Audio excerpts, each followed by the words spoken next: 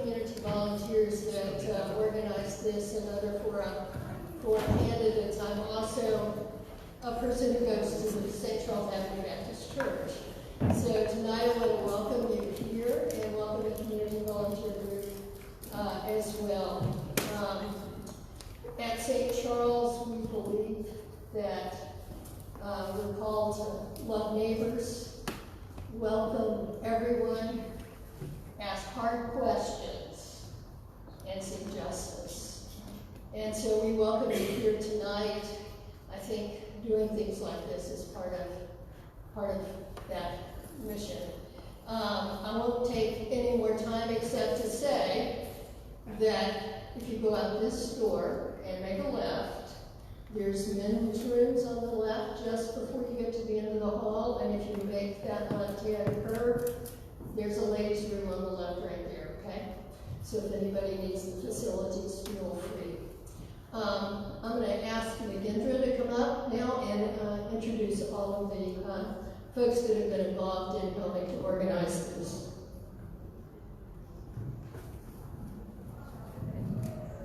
Thank you, Becky. My name is McGindra. I'm the president of Carrollton Area Network, which has been organizing these kinds of candidate forums as an educational effort to educate voters more about the candidates and the issues they plan to vote on. So we are not an endorsing group, nor do we support any candidates who take a neutral position to that. In having to organize this effort, it's not a single man's effort, it is a group effort of which I'm going to have all my Carrollton caucus volunteers to step up. There's Becky Merriweather, Betty DeMarco, Catherine Hammer, and Todd. Step up, Todd Taylor, and we also had the moderators participate in having to help us do the right kind of questions, research the issues, and so forth. So these are the backbone of this organization.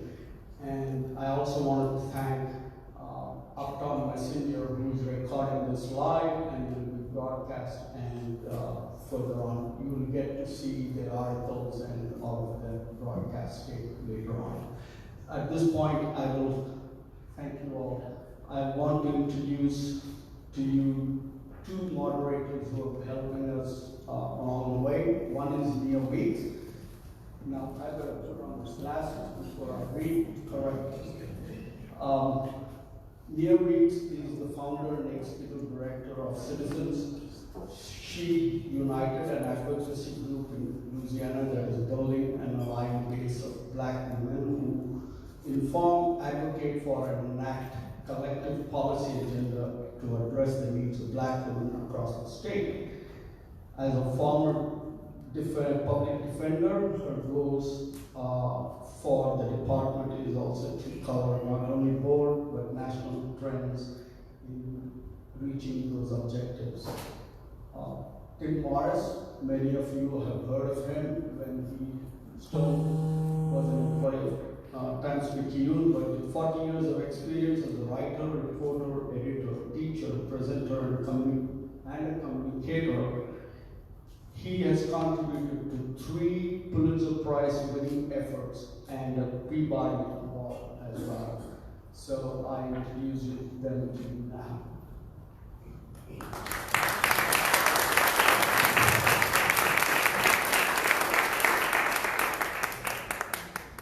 Thank you, and I want to add my welcome to everyone. I appreciate the great turnout. As you know, we'll have 7 candidates tonight, and we're hoping to hear from them and move things along quickly. So I will be going over some rules as we get going. But first off, we're going to have all the candidates come up one at a time. Should I stand up? Just for a moment.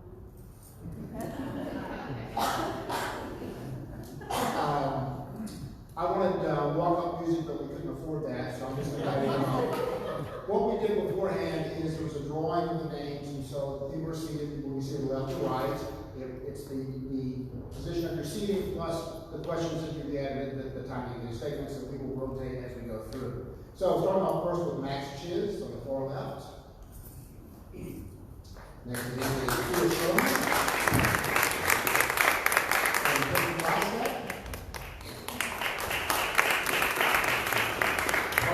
Zervigon. Ravi Sangisetty. Freeman.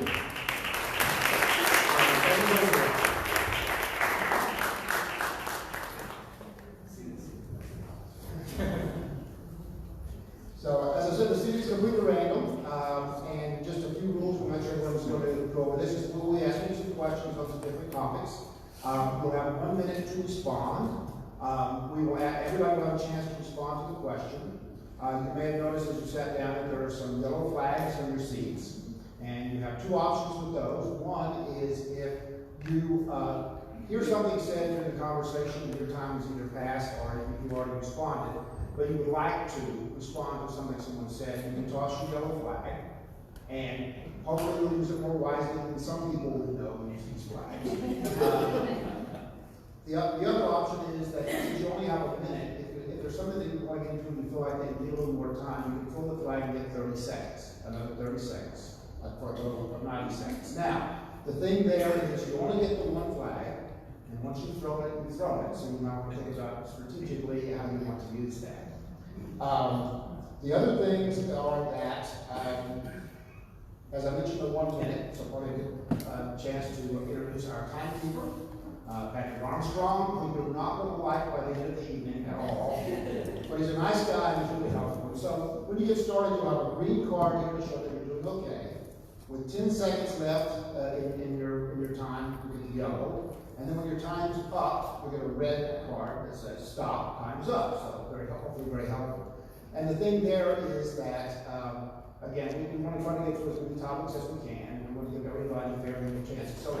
So that since we're the historic 7th Avenue, our St. Charles Avenue Baptist Church, we will, with as much grace as we possibly can. But again, if you just, as you see the yellow card, you start thinking about wrapping it up and then wrap up as soon as you can after that. So, the other thing is just for the audience is that you've noticed when we mentioned Robert Morris, who's from the smarter, better looking side of the Morris clan, is live streaming and recording this for Uptown Messenger. And so the organizers would prefer that no one else does any recording, just because it's going to be distracting and you may have to move around and hold your camera up in front of people. We do understand that some people cannot leave social media for more than 30 minutes. So if you feel like we need to shoot a picture and you're going to put it out on Twitter, so we understand that, but we're just kind of to be real respectful and not disrupt or distract from anything. So we would prefer that you not do that. Also, we'll get a lot more information at the end, but if there's a topic that we don't cover tonight, and that you want a question, you have a question you want an answer to that, as you leave, there'll be cards provided. You can write out your question. Those cards will then be, the questions will then be provided to the candidates. They will respond, and those answers, questions and answers will be on the Uptown Messenger website. So, without further ado, we'll be passing the board to Mia. So good evening, 98. I think that we live in an amazing state, and we live in an amazing city. I think we live in an amazing district because my house on Willow Street puts me in 98. I think we're the best. And I have to say congratulations to you all because you have 7 people from our community that want to serve you, right? And so I want you to give yourself a round of applause because that's amazing. So listen to what they have to say so that we can make the best decision about who we want to represent us at the state capitol, all right? So the first question I have for you guys is I'd like for you all to introduce yourselves, but in that introduction, let us know one piece of legislation that you plan to get passed your first year, okay? And tell us why and how you plan on getting that passed. So I think we can start from Max. I'm sorry, it's a minute after. 1 minute. Unless you know the flag. And so, yeah, you'll get the microphones out, we have 2, and you can pass them down as as we move down the cycle, hopefully that will be okay. Good. Hi all, I'm Max Chiz. I'm a competitive fencer, top 1,000 in the world. I have an electrical engineering degree. I helped invent self-driving cars. I have a JD MBA from Tulane, magna cum laude. And the reason I'm running can be summed up by what one of the members of the Democratic Executive Committee just told me, which is that I sound more like the guy who gets called in to fix problems than the politician who creates them. Back when I was in junior high, I was working in a warehouse in Mississippi under the hot sun in order to save up enough money to buy a PlayStation. And I put an order on the wrong truck, and that customer wasn't going to get their order. So I worked overtime. I drove 70 miles. I apologized to that customer in person, and I made it right. And I never put an order on the wrong truck again. Unfortunately, we have a lot of people in Baton Rouge who aren't fixing their mistakes. They don't own them, they don't fix them, they don't listen to y'all when y'all say it's not working. That's why I'm running. I'm running to make it right for you guys and end the negative impact this has on our community. And is that up or down? Okay.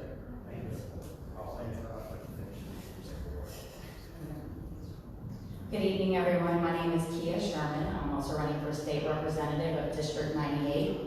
I'm a mother of Hayden, who's 5 years old. My husband is Neil Bodenheimer. I'm also an attorney, and I'm a trained advocate. So I have my own law firm on Freistadt Street called the Sherman Law Firm, and I'll be there 10 years in January, and time is flying. I do half litigation. The other half of my work is representing small businesses as their general counsel, and so I do a lot of transactional work. In my free time, though, I've spent the last several years traveling the state, helping to launch 2 statewide organizations that recruit, train, and support Democratic women running for office. That's how I met Mia.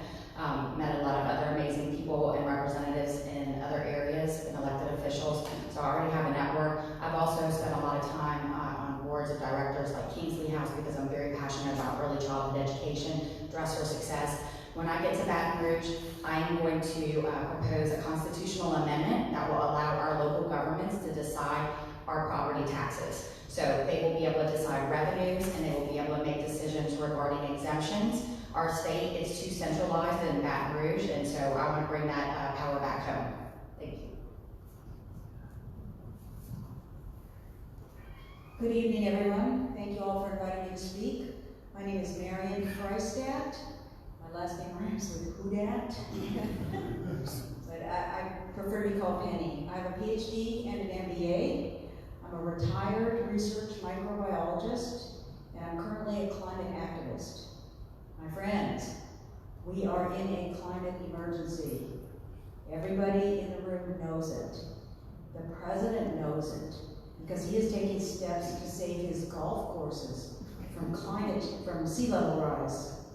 Millions of people, as you know, showed up last Friday for the global climate strikes, and there's another one this coming Friday. There's a poster out there.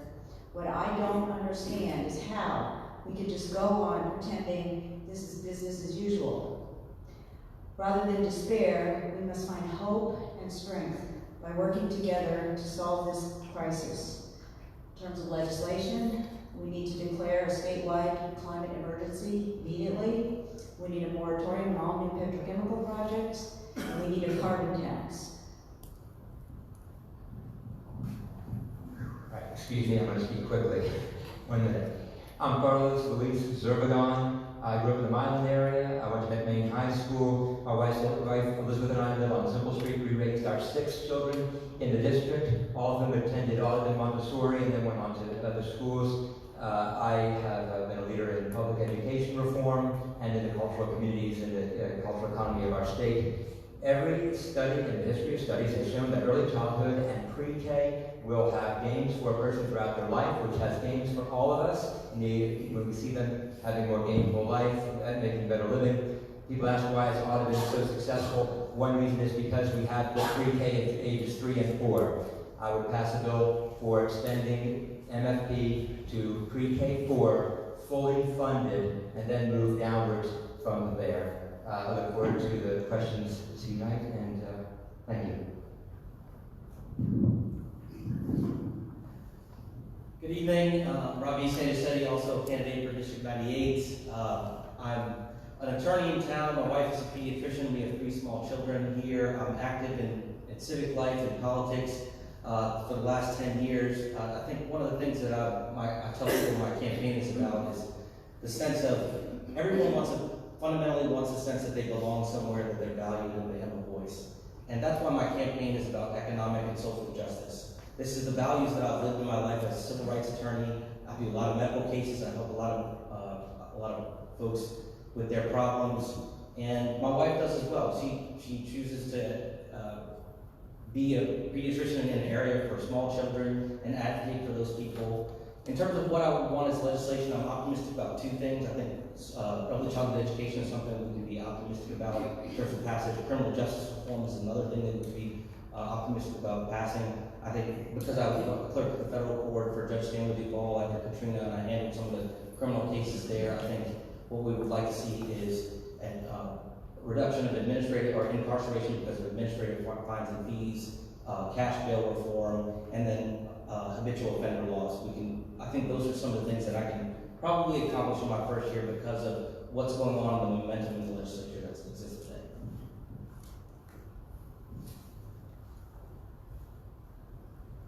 Good evening, I'm Aimee Freeman, and I live in the Carrollton area. My husband Wes and I, who's sitting here, raised our kids on Fern Street, just a few blocks from here. And I'm on the board of the Mari Association, so I'm a member of CAN, so I really appreciate this tonight.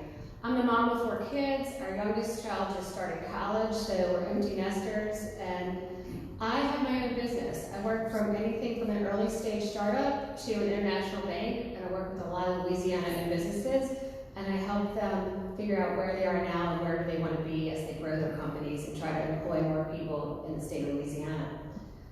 When I go to Baton Rouge, I don't know about y'all, but when I drive down Carrollton, when I bought my house 20-something years ago, it didn't flood on Carrollton or Booth. It didn't flood on Audubon Street over here, and it didn't flood in Broadmoor, and it didn't flood back on Leonidas.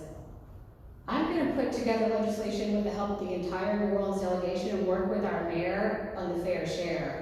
And so what that exactly looks like, I can't tell you because it's going to take a lot of negotiation, especially with some people who hold money at the convention center and aren't willing to give it up. But it's time for us to bring the infrastructure dollars back to New Orleans.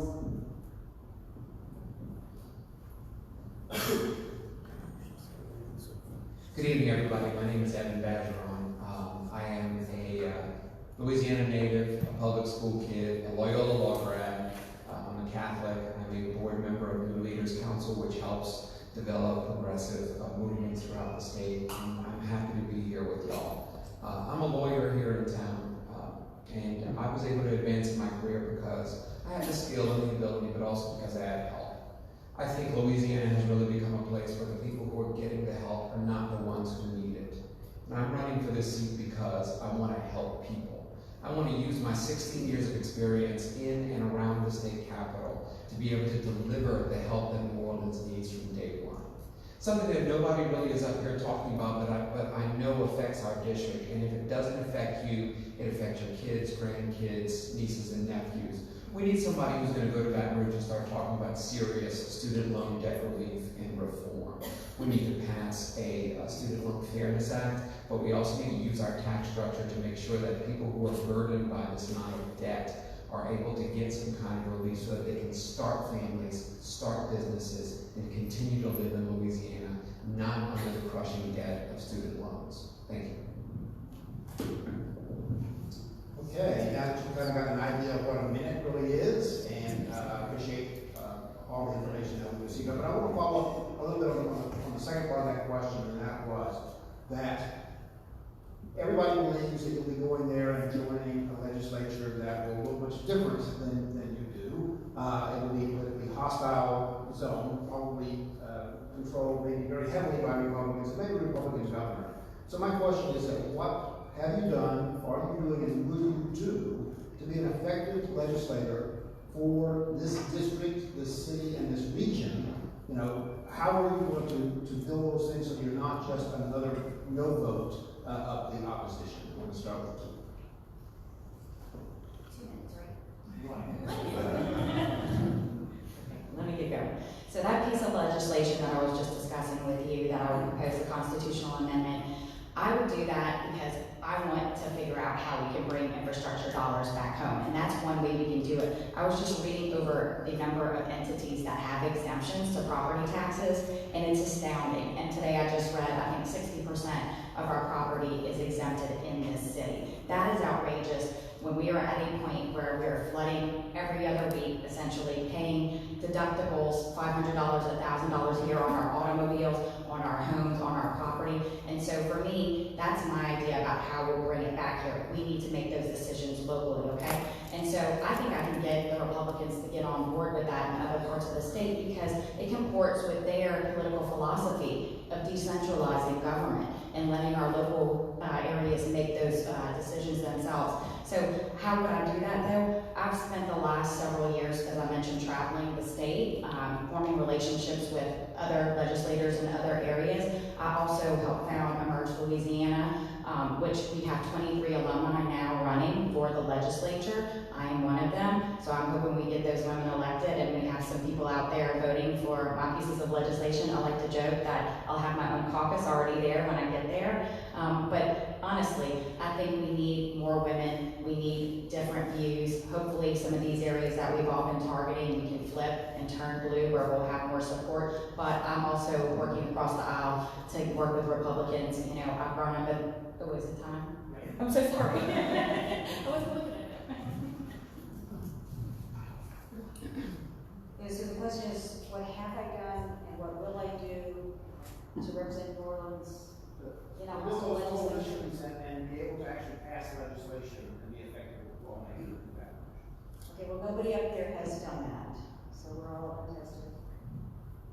Climate change, the climate crisis is affecting everyone, and it affects all issues, and all issues are going to be affected by climate change. So we need to all work together, and that will be one of my main messages, that this is not a partisan issue, it's not a local issue, it's a statewide issue. My background is science. I'm a scientist, and what scientists do is solve problems and figure out solutions. So that's what I'll be up there trying to do in terms of working with people and in terms of technical and legislative solutions. I've been a climate activist for several years. I've worked in many different diverse groups, and we know that we all have to work together. And I actually feel like it's not so much an issue of like New Orleans versus the rest of the state, but more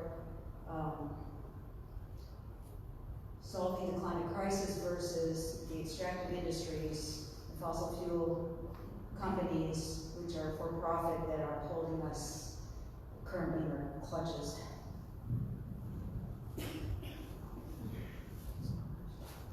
For what have I done, I would offer you a couple of examples. I was a founding board chair to get audited and reopened after Katrina in very difficult circumstances. It was a very diverse group of people. I had to work with our elected school board, also with Bessie, the French Consul General led a hand, had lots of parents on board. We rehired our faculty.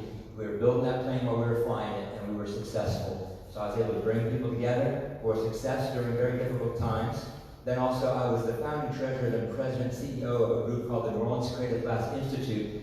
After Katrina, we got grants from the Ford Foundation and others. We rebuilt a state-of-the-art glass studio in a mid-city, and we were the first thing open, just the boats in the street, nobody else. So I've brought people together for successful efforts. Now, in Baton Rouge, yes, we will be in the minority, being from New Orleans, as well as being Democrats. So my mother lobbied the legislature for the city of New Orleans, and I've seen how it needs to be done. We have to find common issues. People need to know where you stand. They need to know that you can listen as well as talk. Find common cause. We can move forward. We've seen our delegation do it, and we can do the same.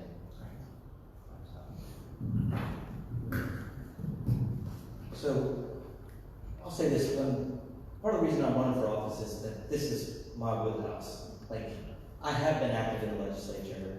Through my professional organization, Louisiana Association for Justice, I'm on the executive committee. We've been working towards helping the governor do different pieces of legislation that he's wanted to have, including during the fiscal crisis. I mean, Neil knows this, he's here in the audience. He had to do a lot of things to negotiate deals, including the fair share. which I would say tangentially a part of. Like, I was involved with talking to like Republican legislators that I had relationships with that were freshmen because of my active involvement in the legislature, and helping that move forward. So I do know the people that are involved over there. Like, there are 4 people running for speaker, and I've said this before: Sherman, Max, Stewart Bishop, Stephen Dwight, and Tanner McGee. They're all relatively younger legislators. There'll be 40% turnover in the legislature next cycle. But those are relationships that take years to build. It's not necessarily about attitude, it's about building credibility with those folks and telling them that, yes, I'm progressive, but I'm willing to be bipartisan in terms of let's move this city forward. So this is an area that I do feel like I have some particular experience and think something of value to add.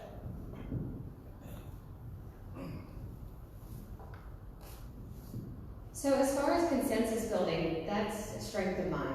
And I do this with my clients. I work with all levels of management, mostly senior managers, but also siblings who help run a company. So sometimes I'm the person in the room that knows the siblings aren't speaking. Outside of the business, they can't know that, so we have to get them on the same page to grow the company. But from the neighborhood level, I've been very successful. So those of you who are Mari members will remember a few years ago, and over the years, when Mari business and Mari residents were at odds with each other. So in 2015, we came together, and I was one of the founding members of the Maple Area Quality of Life Committee. And the purpose of the committee is we meet once a quarter, and we bring together Mari members, business members, Tulane, Loyola, and NOPD, and we talk about the issues that we have. So we've done things together as a group. We made sure the lights were replaced. We specifically worked together on common issues.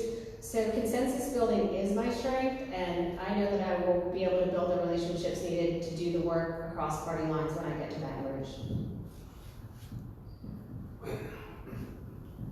So there's a big difference between buying your influence and earning it.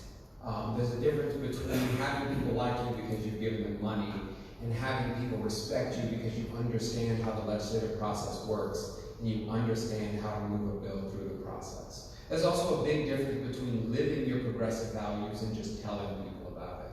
What I have done was I was an aide to a state senator for 7 sessions. I've been a consultant on the legislative process. I have actually moved bills through the process. No one up here on this stage is going to come in as a second-term legislator. All of us are going to be freshmen.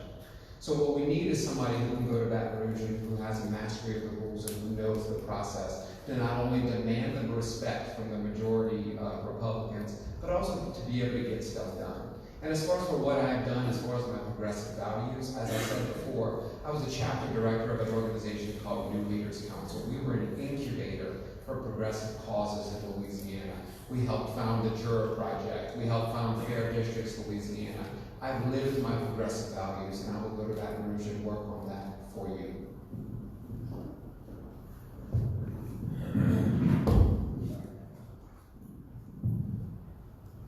So, as far as the half-done component, about a year and a half ago, USA Fencing was trying to get a deal done with the French government, and they couldn't get in the door. They didn't know who to call and make a phone call to. I went over there, I spent about a month in Paris, making the connections, getting the meetings, and I got the deal done. When I worked in business and we needed to get some customers in the rural part of the state, those guys are anti-Semitic and they're racist, but they ended up doing business with a Jewish guy whose company had 80% African-American employment. Because it's not a matter of communicating on ideology, it's a matter of making it win-win and making them feel good about working with you. And that's what I'm going to do, because as I said at the top, I have an engineering degree, I worked in research. I'm going to be the only legislator in Baton Rouge who has the background in research and statistics, in the hard numbers when it comes to policy. And people will be able to trust me on that, and that's going to be able to build out a relationship where we can have a conversation, even if we disagree ideologically, but about how we can actually solve problems.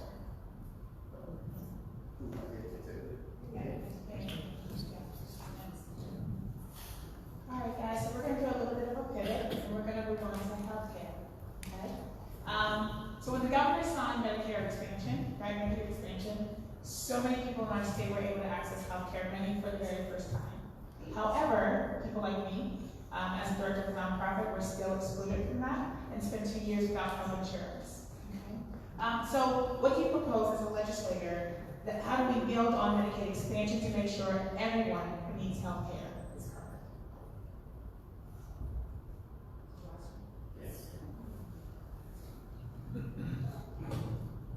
Well, first of all, health care and many other things like living wage, good legal system are rights, not privileges. We need to continue the Medicare expansion, Medicaid expansion. And we need to make sure that Obamacare is not taken away from us.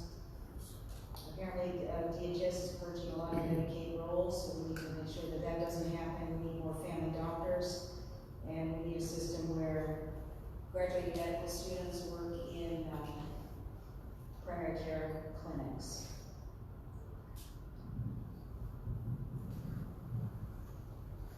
This is an extremely important issue.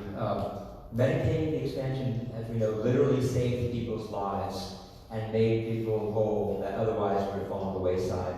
So it must be protected. We need to make the case in Baton Rouge that when people have access to quality, affordable care, it's a gain for us all. When people can stay healthy, when they can go back to work, and if we can expand and invest into those areas, it is smart budgeting, a more equitable economy, a better functioning workforce, and these are things that I would think conservatives could understand. And we know that in many parishes, even the parishes governed by very conservative leaders, there were hospitals that would have closed if not for Medicaid expansion, and that saved those hospitals. They know that their constituents need that access. It's not just an urban issue, it's really beyond an issue of left and right. So working across the aisle with legislators, we can make the case for smart investing, smart budgeting for the future, protect Medicaid expansion, even expand it further than we have it now.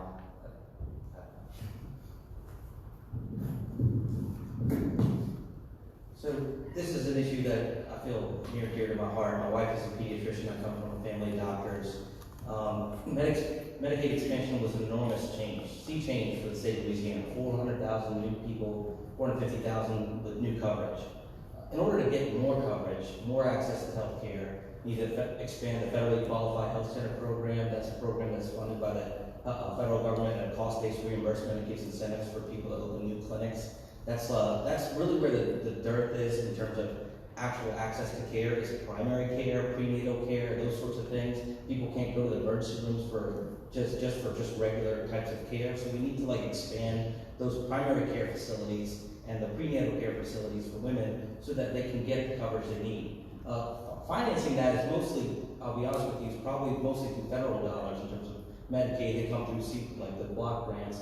But in terms of what we can do in the state legislature, we can probably create more facilities through capital outlay in more rural areas and other areas in special needs circumstances. Another area that's actually kind of a positive thing that happened this last session was that they allowed for people who were getting divorced because of they didn't want to fall in that Medicaid gap. So anyway, that's my minute. So it's hard for me to disagree with what everybody said. Medicaid expansion was really important to the state, and I know when I talk to people in this district, friends who, have one friend whose daughter wouldn't be alive right now if it weren't for Medicaid expansion. So it's important that we continue to make sure that happens, but also to make sure, like has been said, that we have the clinics in the rural areas, that we make sure that we also look at the education piece for, we're 50th in a lot of things, we're number one in a lot of things that we don't want to be number one. One of them, we don't educate people on taking care of themselves and their health and doing preventative health care. So having some sort of information and educating our population on what they can do as young people and also for prenatal care, because we have a lot of problems with prenatal care and women's care. So I would say any dollars that are spent through Medicaid expansion or through any rural and city areas would be in helping with educating people on what kind of medical care they need to have early on so that we don't end up taking care of people when they're sick. Let's try to help them learn how to be good at taking care of their health in the beginning. So growing up in Carrollton, Louisiana, I can remember almost every weekend us having another shrimp box dinner or barbecue chicken dinner, because someone else was diagnosed with cancer and they couldn't afford the medical bills. I have a friend of mine right now who is a public school teacher whose husband was diagnosed with testicular cancer and they are out $9,000. Nobody should have to go into bankruptcy because of medical care. I agree with everyone. Medicaid expansion was a godsend. Let me remind all of you, our Attorney General, Jeff Landry, is at the Fifth Circuit right now trying to take health care away from so many Louisiana citizens, and it's wrong. Not in my name. And what I pledge to you today is not only will we do everything that we possibly can to make sure that everyone is getting the health care that they need and they deserve, but we will also explore other options for our state, which includes a further expansion of Medicaid, which includes a public option in some situations for those who want it, to make sure that no one, again, will ever have to go into bankruptcy because of something that they can't control.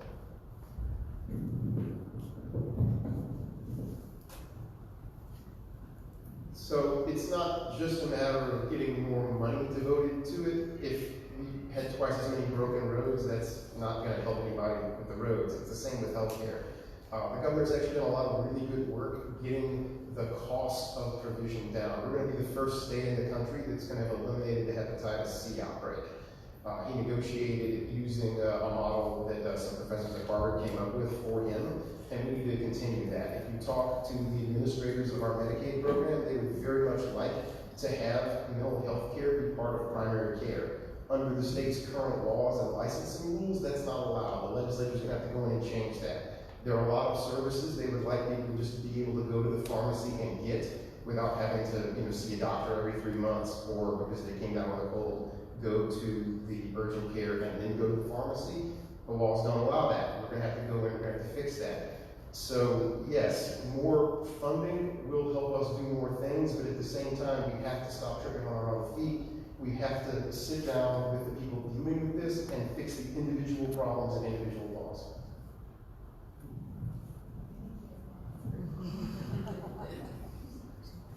So, Mia, I understand what you've gone through because my family, my parents were young musicians. I never had health insurance until I got married for the first time in my 20s. And so I remember them, scraping together their cash to pay the doctor, and heaven forbid if something really went wrong. My family was very lucky, but there are a lot of people who are not so lucky.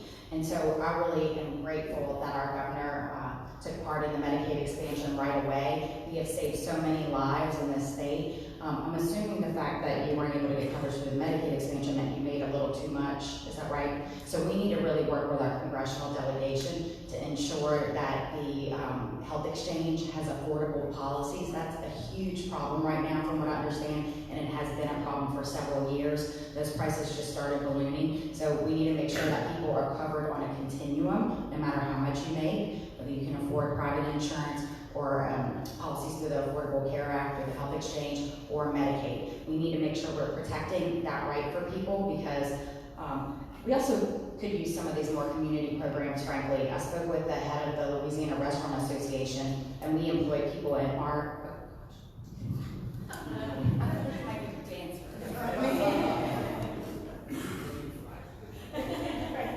Those flags are so available. Which I have ideas on this one of the flags first. So staying within healthcare, and getting very specific when it comes to women's health. Okay? In the last couple of months, I've had friends who have either passed because of childbirth or gotten very sick. Louisiana, we have the highest maternal mortality rate in the country, especially for women of color. There are obstacles to us accessing healthcare. That's very real, but it's very specific to women. So how do we improve the legislature, women's health in general, specifically women's health? Yeah, this is an example of inequitable outcomes that are endemic in Louisiana, and it's part of a legacy of 50 years and 100 years of problems in the way in which we've managed so many things in our economy. So in this case, it is a marker of the problems of access to quality affordable care throughout the state, and we have a working group who is working on this to make recommendations We need to have these working groups of experts study, give us recommendations. We must support the recommendations and actually implement them. Ideas included, for example, being able to have access in rural areas under alternative certification programs where you could see someone other than a doctor. You could fund these operations where you could have nurse practitioners and so forth. You could expand these programs, for example. This also gets to be a case for Medicaid expansion. Like at the Planned Parenthood Center up here in Claiborne, most of their patients are Medicaid patients. That's an example of how we can have access to care. So with every determination, in every way possible, we need to deliver care everywhere we can through whatever alternative programs, and then also through the studies and implementing their suggestions. So in my legal practice, I do a lot of civil rights litigation, but I also do a lot of medical cases. So this issue is something that I represent a lot of women of color throughout the state of Louisiana. Probably have one of the bigger practices in the city and in the state in this regard. And I see the issue as a systematic failure of what's going on in the hospital systems, as these hospital systems are getting overtaken by more managed care organizations that are third party in the administration of these hospital systems, and frankly, even putting more nurse practitioners where they need to be real healthcare providers, like real doctors and MDs, and that's a big issue that causes a lot of maternal mortality and infant death. One of the biggest causes of maternal death is preeclampsia. It's a stroke-like condition that happens pre and post childbirth, and that's something that it often happens because of failure, like lack of medical monitoring. So it's a staffing issue in some of these places. That's one of the. I talked with the LCMC COO, like Children's Health COO, about like what we can do to like address this problem universally, as opposed to just blaming people and pointing the finger, because this is a problem that affects our whole society. If people don't feel like they can go to the doctor for help, and they can go to the hospital for help, then we all fail, right? So those are my thoughts. So I believe that everyone should have access to high quality health care, and it disturbs me that we are so far behind on women's health care, especially African American women we're behind other countries. Like, it's worse than just being the 50th, because I'm not an expert in this area, but I've listened to some of the researchers who are experts. And so, as far as legislation goes, we need to make sure that we are not only funding with what women need inside of hospital care, but making sure that we have some sort of public information campaign to train people and so people can understand their biases, because some of these biases are implicit and they don't know. So I think it's really important that as a legislator, we would be part of a conversation to make sure that people know that this is existing. Because in this state, it's easy for people to just, unfortunately, I'm a woman in Louisiana. I know we get put on the back burner a lot. So I love being here, but I think it's really important that women speak up for each other in the legislature and make sure that we stand up for the values that really matter, like making sure that we can have a sales tax exemption for diapers and feminine products would be a good start, but we couldn't even get that through in the last legislature.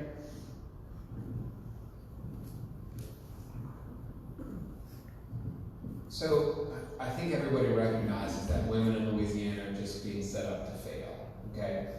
You know, we tell you that when you do become pregnant, we impose these ridiculous restrictions on your decision with your doctor as to whether you want to carry your child to term. The state tells you, no, you have to carry that child to term. Then when it does, the state puts restrictions. The state doesn't allow you to get the kind of care. Maybe you don't have access to the care that you need. And as a result, we have created a system that are setting women up to fail and setting ourselves up to actually kill women when the state is telling them that they have to carry that child to term.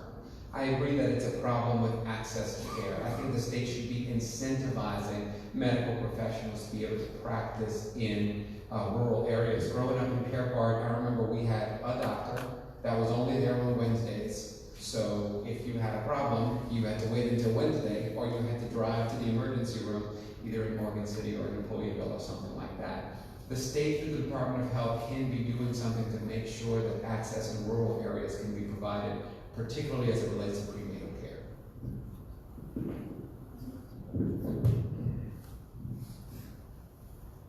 So again, this is an issue where we have a lot of specific laws that need to be fixed in a lot of different places.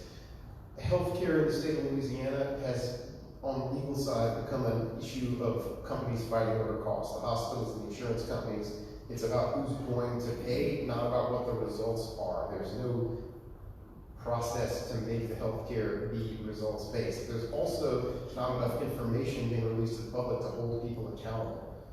We have a lot of hospitals that we find out way after the fact that they have this racial discrimination or this gender discrimination in terms of outcomes. That needs to be public record. We're paying for it. We need to change the laws that regulate the insurance companies so that it's not a matter of showing up to your doctor and the doctor telling you this is medical best practices, it is what you get in any other state, but in Louisiana I can't do it because the law allows the insurance company to prevent you from doing it unless you're willing to pay a huge out-of-pocket expense to do this expensive unnecessary test. As someone who has had a child and been pregnant, I remember going to the ER a few times and not really being taken seriously for all of the things that I was complaining about. One of them was pretty serious. But when you think about this issue, and you know, there's maternal health issues for white women in Louisiana, but there's always that extra 4 times for African American women that can't just be explained away by access issues in other areas of the state. There is certainly implicit bias.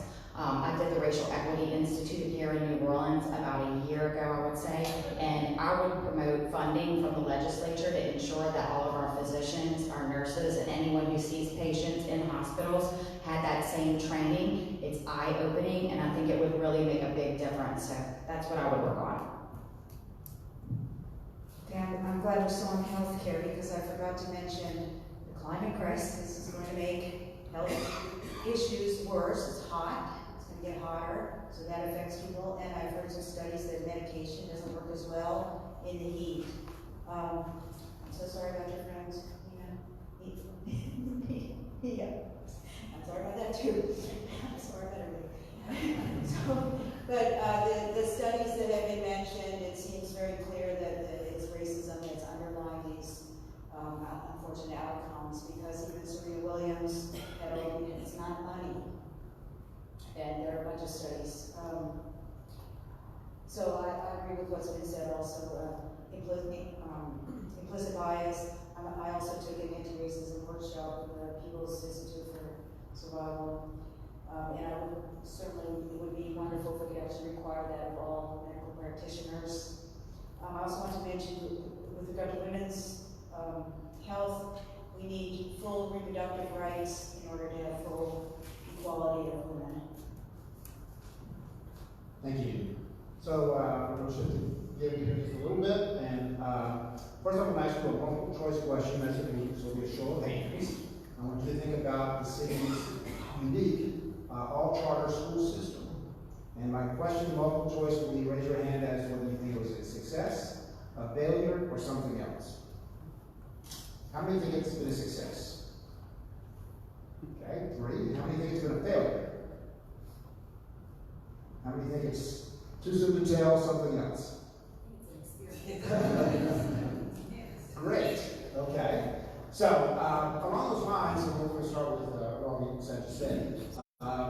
When it comes to the charter school system, Act 91, which was passed the Louisiana legislature, to bring the schools back to local control. There have been some people who have been concerned that it's given too much power to the superintendent to make certain decisions without a lot of public input.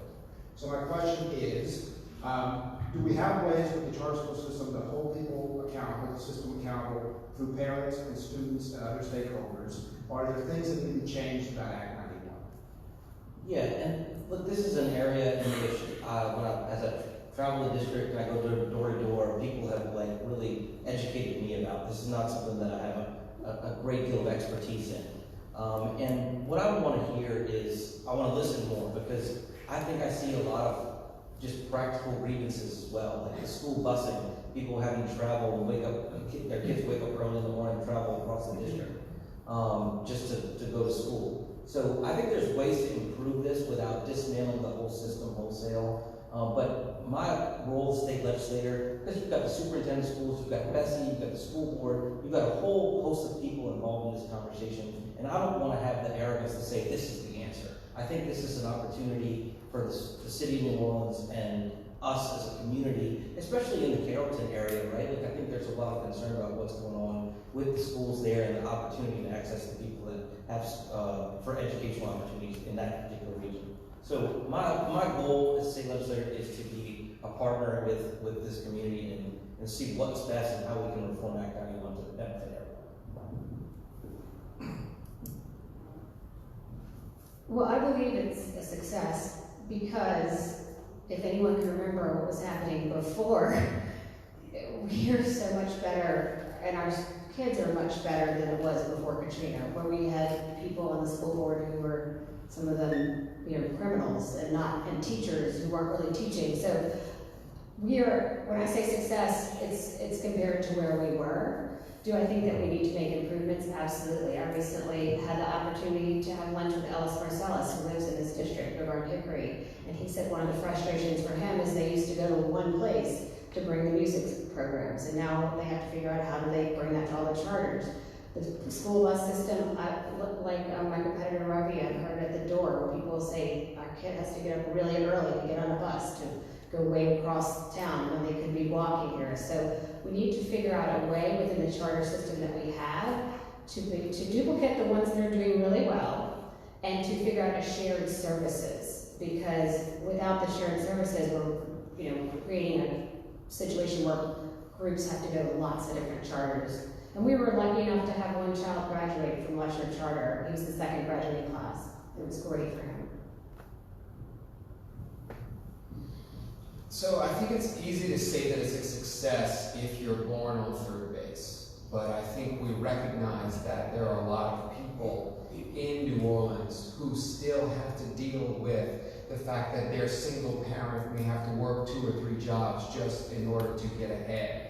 That the way that they can apply to certain schools, they're completely written off of some of the best schools in the city, because they are not a legacy, or their parent can't make it to the office between 10 and 12 on a Tuesday to turn in the application. I think what we need to do is we need to really look at the institutional racism that is still prevalent in the system. And what I've been hearing from a lot of people is we need to reform the system itself. And as to Act 91 specifically, my question is, if we have the Orleans Parish School Board, what exactly is its purpose, if not to direct and determine policy for the schools of Orleans Parish? I mean, the superintendent is not elected. The individual boards of these charter schools are not elected. But the people who are elected are the Orleans Parish School Board. So why don't we make our elected representatives actually do their job?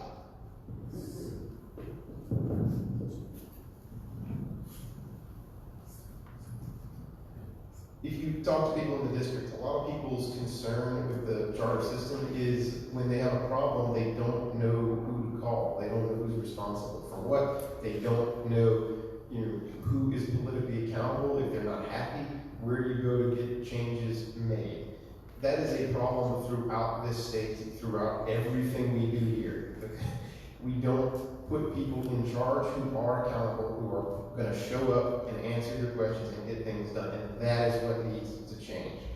Now, education and everything else, we need to make the structure lined up so that that person has incentives to show up, to listen, and to fix the problems. It shouldn't be a position of political senator. You did a favor for me, here's this position, go disappear, and who knows what with the money. With regard to Act 91, I'm going to be real quick. My concern with all of the discussion surrounding Act 91 is none of it is based in research and evidence.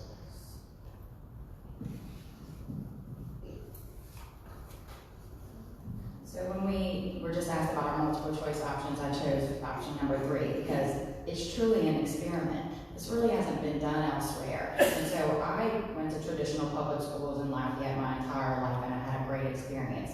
But I had an interesting experience right after Katrina. I was called back to Texas and worked with the Texas Education Agency, helping assimilate the New Orleans public school students into their public schools. And we learned that many of the New Orleans public school students were 2 to 3 grade levels behind where they need to be. So I don't want us to overly romanticize where we were, right? So when I say it's an experiment, we have done something that hasn't been, done anywhere else. And so there are going to be some challenges. And so the way that I think we should approach this issue is that we really have to put pressure on OPSB to perform its function of being able to revoke these charters for underperforming schools. And so if that happens, if we have another schools that are not doing what they need to be doing to educate our children, then their charters will be revoked. They'll go under OPSB's control, and you would then see a movement back in the other direction. But until that, we just need to make these schools as transparent, as great quality as possible so that our kids can benefit. Okay, I'm neither pro-charter nor anti-charter. The issues that I see with the charter schools is they are nominally not-for-profit, but they seem to be run as profits. It's not my area of expertise. With regard to education, we need to raise a generation of children who understand climate science, the urgency of the situation.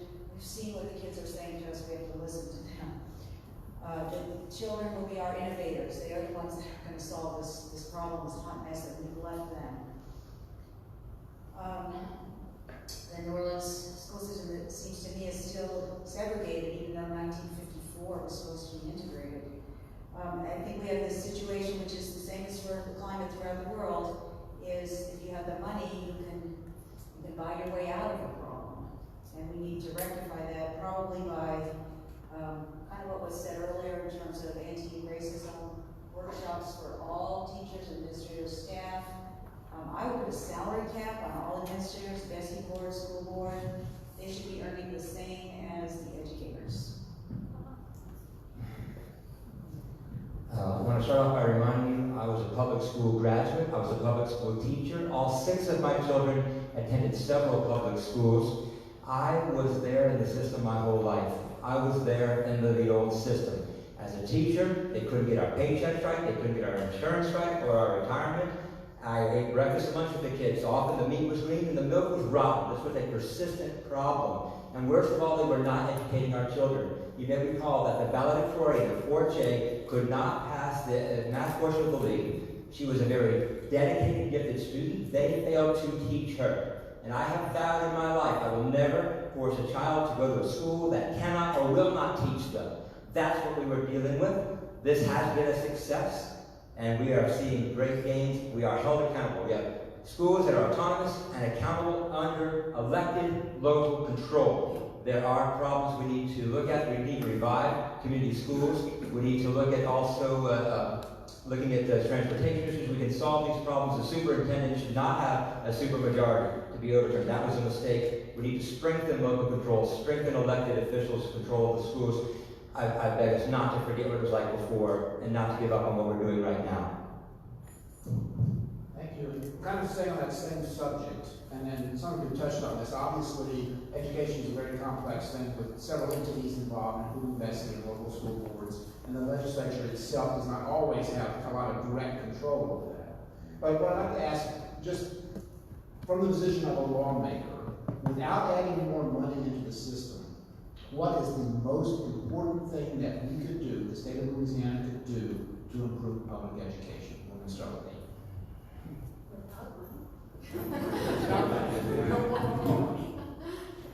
So we can't use the current budget, is that what you're saying? No, the money that's there, we're not adding more money. Right. Well, we all know that it looks like we may have a $500 million surplus coming, which is huge for our state. $300 million last year, $500 million this year. If we're going to do something about education, we're going to invest some of that money in early childhood education. Because there's already a plan in place that was a bipartisan plan for LA, I think it's called LAB 3. And I don't know the exact number, it's 86 billion or 78 billion, but it's a lot of money. But if we have that big of a surplus, we should be investing in early childhood education so that we have kids ready. I mean, as a mom of 4 kids, I know how my husband and I work with each of our kids and to get them off the ground ready for kindergarten. Every kid in this state should have that option and that opportunity, because if you get them ready for kindergarten or early pre-K Head Start, they will be ready for other pieces of their career. There's research that backs this up. There's an economist out of the University of Chicago named Heckman. He has an equation that shows the return on investment when you invest in these kids. I'm passionate about seeing everybody come up in the state, and we got to start with the beginning. So. Yeah, so I think everybody up here is probably going to say early childhood, so just to go preview. I mean, we've been talking about this for a while, so that's what it's going to be. But here's where the rubber meets the road, okay? It's how are we going to pay for it without any additional money? So I've said this repeatedly, and it's two ways. And it's number one, yes, I'm glad that we do have a surplus. The surplus is good. The surplus isn't always going to be there. But instead, what we need to do is we need to reform our ITEP programs, which is a way that the state is stealing local property tax and local tax dollars from our schools and from the kind of things that we need. I propose eliminating the State Board of Commerce and Industry, which is essentially an unelected board that sits up in Baton Rouge and decides whether your local property tax dollars are going to actually go to your schools and your municipalities, or whether they're going to go to some industry that kind of comes and moves in. And we know that it's probably a good idea because at the briefing we were at, there was a Republican from St. Tammany who really didn't like it. So it's probably something that we should do. But that is absolutely, I agree that early childhood, but the question is how are we going to pay for it? If we mandate it from our local schools, we can use our ITEP dollars and we can use some of the additional surplus that we have now.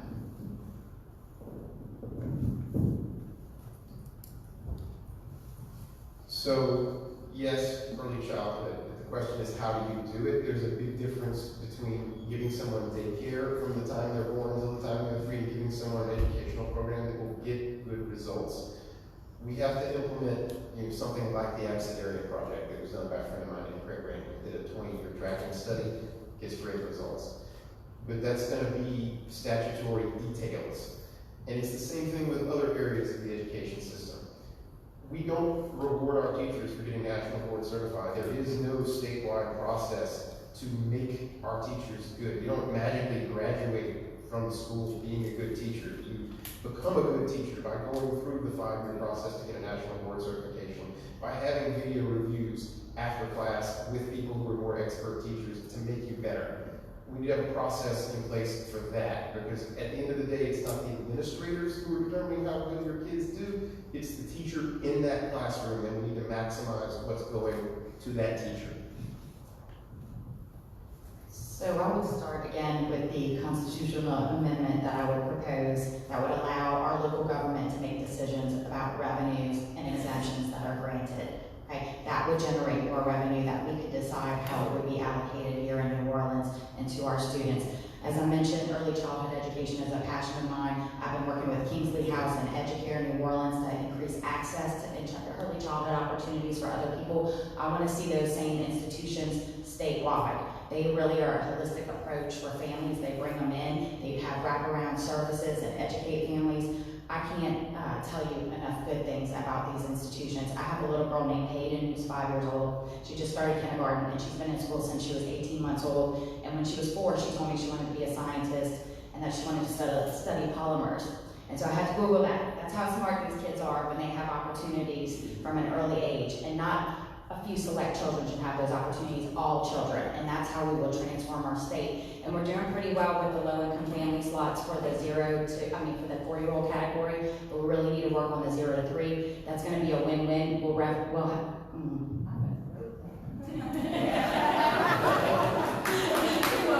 will be a win-win for our state. We'll generate revenue, tax revenue for the state, and that also goes towards early childhood education. And then also our businesses will have more stability. And it's a win-win for families. Our children are going to be starting school, not 30% of them behind. They'll have an advantage that they carry with them for their lives. Thank you. That's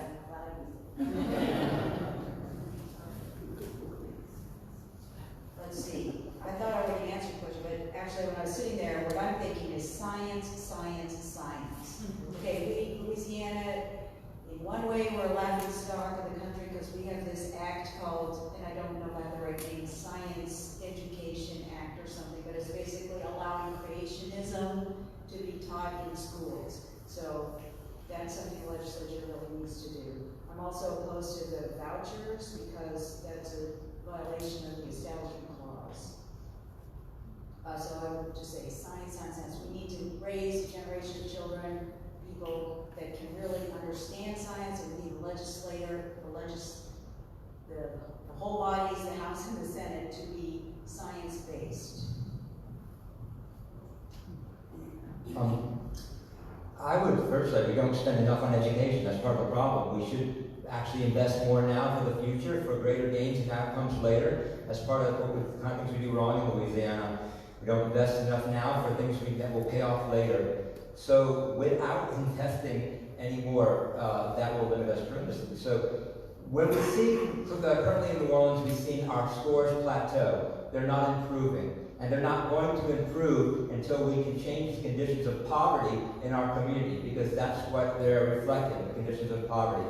So while the schools can do the best they can do, if people can't make a living wage, if they don't have access to affordable care in order to stay at work, if they don't have affordable housing, if we keep this cycle of people locked in poverty, then we will not see gains in our education system. There's this idea people have that the greatest schools in the world can produce a middle-class society. And if you look, it actually works the other way around. Middle-class societies produce great schools. Schools can only get us so far. That's just one part. How do we increase the outcomes in schools? We take on poverty, and we have a more greater shared prosperity for everyone in our community. It's the only way we're going to do it.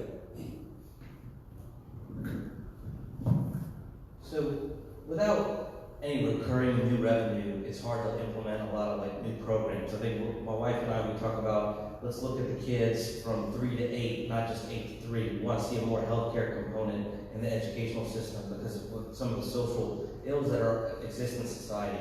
But without new recurring revenue, the $500 million surplus is great. It costs about $80 million to initiate this early childhood program and move it on for the next 10 years. And that, without recurring revenue, you can't really fundamentally talk about it. In terms of what I would do in terms of a legislator without any new revenue is creating more transparency and accountability. That's the thing that I hear from the people out here in Carrollton and other parts of the district. We don't know exactly how these schools are being governed. They're not really being accountable to the people. So we want to look at legislative measures that can actually create more transparency and accountability. I think that would then build more trust in our school system and build more trust between the community and these operators that, like Kea and everybody else said, that this is an experiment. We need to be able to evaluate it in an ongoing basis. Now we're at the question.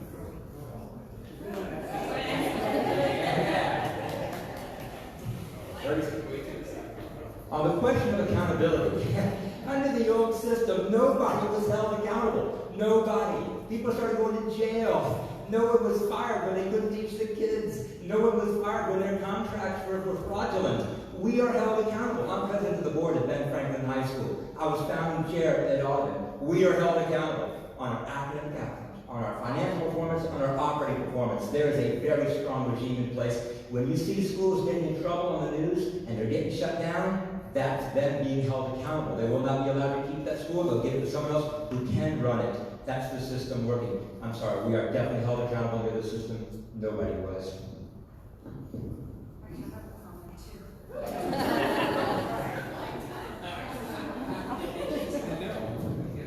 Actually, just a brief comment on education as well, which would not cost money, is we need good sex education in schools. We need to be candid with students in age-appropriate ways, because Louisiana has the highest HIV rate. It's either highest or second highest in the nation. Baton Rouge is very high in HIV, sexually transmitted infections. So I just think that would be a real important thing to add.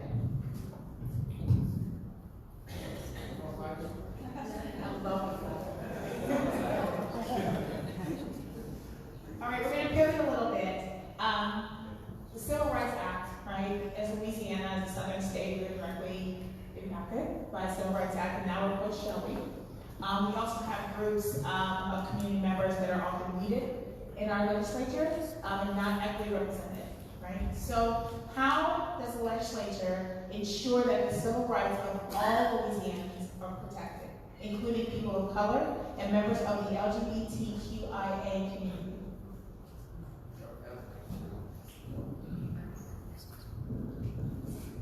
Well, that's quite an apt question for me to start with, I suppose. So it's no secret that, yes, I am running to be the first openly gay member of the Louisiana legislature in history. But I think this is such a broad question, and I don't want to throw my flag yet, but I think the first thing, the absolute first thing that we need to make sure that we do is that everyone is allowed to vote and their vote counts. That includes formerly incarcerated people. That includes, I'm going to say something radical. I think that includes permanent residents in the United States. I have 3 friends who are married to people who are not citizens, but who are now permanent residents. They're not going anywhere. They experience everyday life just as much as you and I do. I think preserving the right to vote is important. I think we need to also take a serious look at police brutality. I think we need to study it. I think we need to talk about what it really means to be interacting with a police officer while black, because people with white faces do not understand. I will never have to interact with, I'm going to roll the flag. I will never have to interact with a police officer while being black. That is something that not enough people in this state understand. And of course, being an openly gay man running for this seat, it is time that we have the Equality Act in Louisiana. It is time that people like me don't have to worry about being fired from their job just because of who they might go home to. And this is another chance that I'm going to take to throw this at Jeff Landry, because Jeff Landry has single-handedly taken that protection away from state employees. When our governor signed the executive order that would prevent that discrimination, what did Jeff Landry do? He filed suit and evaluated it. That personally affects me and people in my community, and I will not let him get away with it. Thank you.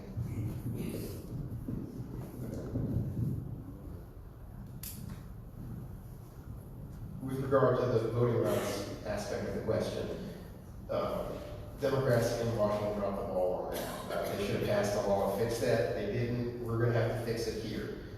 My personal preference is that Louisiana needs to adopt a redistricting process similar to what they've adopted in Iowa.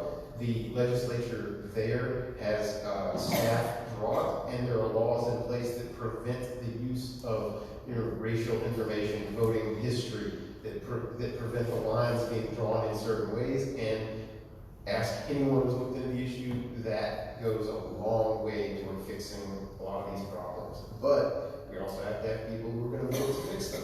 That means comprehensive criminal justice reform. We have to put an end to coercive plea bargaining. In this state, the number of people pleading guilty as a percentage is higher than the people who pled guilty during the Spanish Inquisition. We know we aren't safe if the police are just randomly arresting people and locking them away so that they can make a buck on a private prison, rather than having to actually show we have evidence that this person committed a crime and is dangerous. Oh, I ran out of time. So once elected, I would be pleased to offer a bill that would extend LGBTQ protections to the private business community, so that if anyone was discriminated against, they would have the right to seek litigation. And so our governor attempted to renew this executive order that I guess Governor Edwards and Kathleen Blanco all had the opportunity to have in place that would provide those protections within government employment. And Governor Edwards was denied that ability by Attorney General Jeff Landry when he took office. And so, frankly, our state, it's kind of an embarrassment that we are without that right now, so I would fight for that. And then also in my practice, I represent individuals who have been harmed by police departments and civil rights cases. I've had quite a few of those. And so I've seen, I have a case right now where I have a whistleblower case where there were employees at Pearl River Police Department who were not being trained. They were carrying weapons that they had never shot before. So we need to work with the Louisiana Commission on Law Enforcement to increase training for our officers and actually ensure that they are being trained. I think that's a big step. So I'm a big fan of the book, The New Jim Crow, where basically the author points out that even though we have taken out the overt racism in our laws, the system is still systemic racism at every level, policing, sentencing, prisons, etc. There are a lot of things we can do. We need to get rid of the death penalty, which of course is disproportionately racist. We need to get rid of the money bail system. We need to stop the slave labor in prisons. And from the climate justice point of view, in our groups, we feel that it's racism that actually has brought us to this climate crisis. And it's only by addressing racism in our groups and in the world that we are going to solve the climate crisis, because we need everybody on board. As a former history teacher, it's difficult. I find that we are living in very dangerous times. We have to take it extremely seriously. I was raised by my grandmother and my mother, my father. Rosa Keller was a civil rights leader in New Orleans, fought a lot of fights to integrate the schools, the library, so forth. My father was on the executive committee of the National Board of the ACLU when I was growing up. And so I got to watch them and see how they would fight, a good fight. And you got to be smart, you got to be determined, you got to be patient, you got to be able to work with others, but also you've got to stand up for principle. You can't duck from a fight. You can't walk away from a tough vote. You've got to be dedicated in that way. And my grandfather, my grandmother's from Mexico City, my father's family was Latino immigrants. And in Texas, in the public school, there was no dogs, no Mexicans. Mexicans below the dogs. You know, my grandfather was an Alsatian Jew from Europe, and he told me, don't go bother looking for your cousins. They're all dead. This is very serious what we're going through. It's something that we have to fight for in a very smart way, a very dedicated way. I promise you I will never duck from a fight or from a tough vote. I'll be there to work for that. So as I've gone door to door, I've talked to people about my work. I'm an attorney. I have a very robust practice in the civil rights arena. Title VII, pregnancy discrimination, Disabilities Act discrimination. I've had a modicum of success in the LGBTQ area in terms of gender stereotyping. There are things that we can do with family medical leave in the state level that could actually look like it could get passed.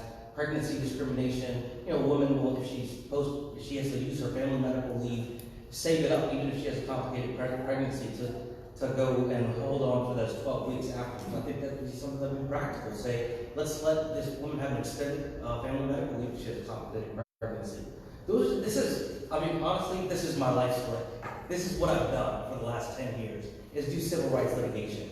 I represent people that have made $25,000 to $35,000 a year, and that's the measure of what they can compensate me with. And I have one of the biggest practices in the entire state, because I'm the only one able to do it.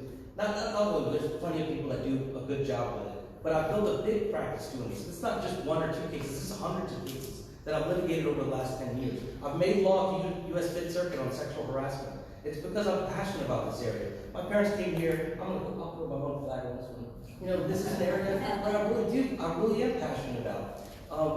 My dad came to this country with $7 in his pocket as an immigrant from India. I was born and raised right here in this country, but let me tell you, as the only first Indian family in Terrebonne Parish, we faced a lot of discrimination. Like, we were looked at as like, where are you from? Always it was like, you know, who's this person? And people didn't want us to be seen by a foreign doctor. My dad, he helped people, and that's what he bombed himself off of. He said, success is helping people. That's the inspiration for my candidacy and why I'm trying to run for office. It's because I feel like I can have a broader impact in the legislature and what I'm passionate about. Civil rights is what New Orleans can bring and export to the rest of the state of Louisiana, because diversity here is our strength. So of course I agree that we need to take care of people in the state. That civil rights is really important, and we are a southern state and we fall way behind in this regularly. Like some of my competitors, I'm also involved in a graduate of the Racial Equity Institute, and that is a big part of a coursework that a lot of people in our state go through. We should put some legislation in place to make sure all the legislatures go through a course like that. Criminal justice reform is one that I've really been trying to study, and re-entry programs and being able to give people the skills to go back into society where they want to participate and want to work. And I have a friend who runs a group out of Aimee called Sister Heart. Some of you may or may not have heard of her, Miriam Henderson. But she was incarcerated for 8 years, and now she has a thrift store that she runs, and she tries to employ people. So we need programs like the program that Miriam runs throughout our state. We also need, on the criminal justice programs like one Judge Laurie Wright runs out of her courtroom right down on Broad, where she helps get people back into the workforce and help them where they need to be. So we need to do more programs in criminal justice reform, and now to stop.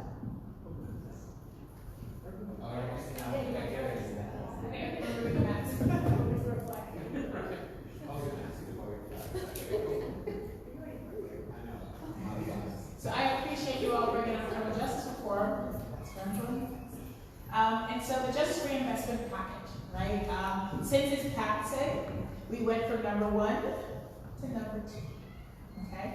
And so because we are the second most incarcerated state in this country, how does Louisiana move forward on the parts of the criminal justice investment package that were not adopted, particularly sentencing reform?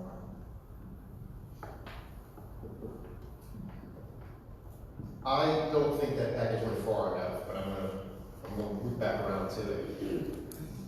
We have a criminal justice system that is fundamentally not just. We are lumping in people who have mental health issues that need medical treatment in with people who have, chosen to go down a bad route. We shouldn't be in a situation where the largest mental health care institute in the state is Orleans Parish Prison, and we shouldn't be having a sheriff who is in 100% complete honesty testifying before a federal judge that the deputies there are too stupid to comply with federal civil rights law. That is shameful. And we have to change the system from the ground up. The protections that were put in place in Germany after the Nazis aren't in place here. We have to fix that. Well, I'm about out of time. With regard to the sentencing reform, we have to make it so that the prosecutor has to tell the jury what the sentencing will be ahead of time, and make the case to the jury that the sentencing is just and proportionate to what is done. Right now, that doesn't happen.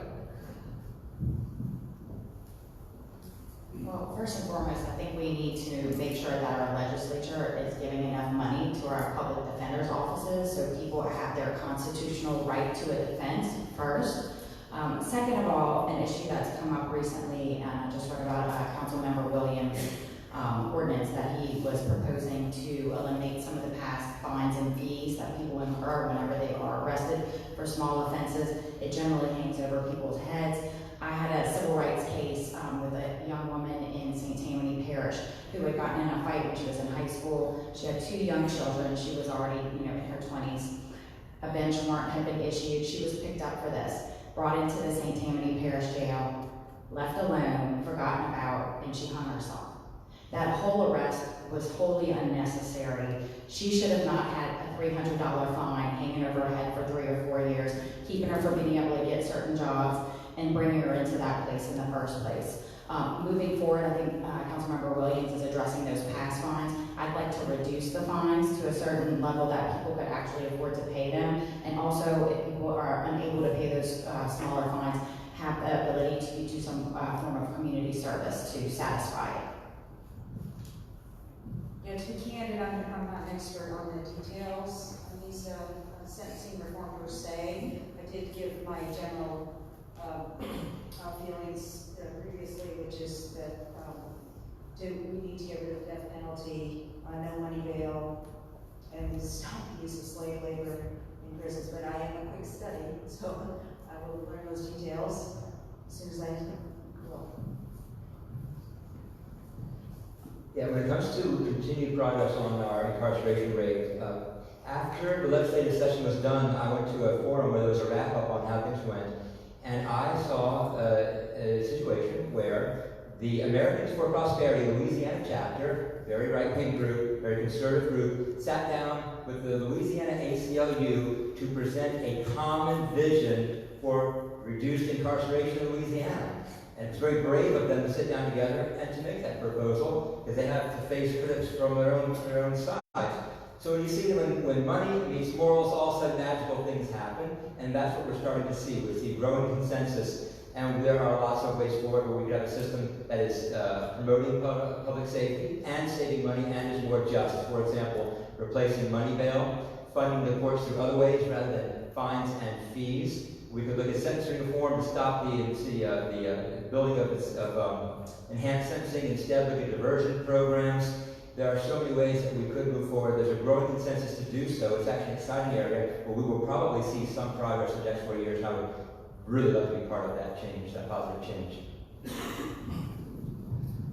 Yeah, Carlos is right. There is some momentum in the legislature to do this criminal justice reform, and Fines and fees is a really big deal. Cash bail is a really big deal. People are talking about sentencing reform. In particular, something with the habitual offender laws, you get a 25% increase on any felony, a second felony, and then 50% increase on any third felony, even if they're non-violent. So they're kind of moving those things to be violent crimes if you're going to get an enhanced sentence. The other piece of that is that we need more consistency in sentencing. In the federal system, I told you before I was a federal law clerk, and what we did was they had guidelines so that the consistency in sentencing was nationwide consistent. So we don't have that in Louisiana. If you get convicted of a crime, you have a huge sentence or a small sentence depending on the arbitrary or capriciousness of the judge. So I think we can benefit from a class system in terms of A, B, C, D felonies, so that we're not having people that are having non-violent drug offenses sitting 40 years in jail while somebody that's, you've heard the news and you've probably seen some of those instances. So the truth is yes, Carlos is right. There is a real optimism for this, and I would love, I would love to be a part of it because it's something that I think I could really help with. So I'm not an attorney, but I can see that the system has been upside down. And when I think about the fines and fees and the ways they're collected by each municipality, they're benefiting from their own fines and fees. So there's got to be some legislation to put in place to help turn that around. And also making sure that there's sentencing guidelines so that they're consistent across the state. And the really important thing that I think is the Public Defender's Office is way underfunded here in Orleans Parish and across the state. So you have to give people a right to a fair trial and the right to have an attorney to represent them. And so the justice system seems backwards to me often when I see people who walk out because they can pay a fee versus the people who can't. And so looking at the bail system and making sure that we have a proper bail system for people to be able to not be stuck in prison and can't get to work, and then they're stuck in the cycle of poverty. So there are many, many pieces of criminal justice reform that we have to keep working on, and I would be happy to work across the aisles with all the different players and the experts in that area, because I'm not an expert in that area, but I know we have to continue to work on criminal justice reform. So I don't practice criminal law, but my law partner Sam Winston does. But I also have the benefit of having a lot of experts in the field in my ear. One of them, who many of you know, is Will Snowden. Will founded the Juror Project, which is a nonprofit that educates people of color on the importance of serving on a jury.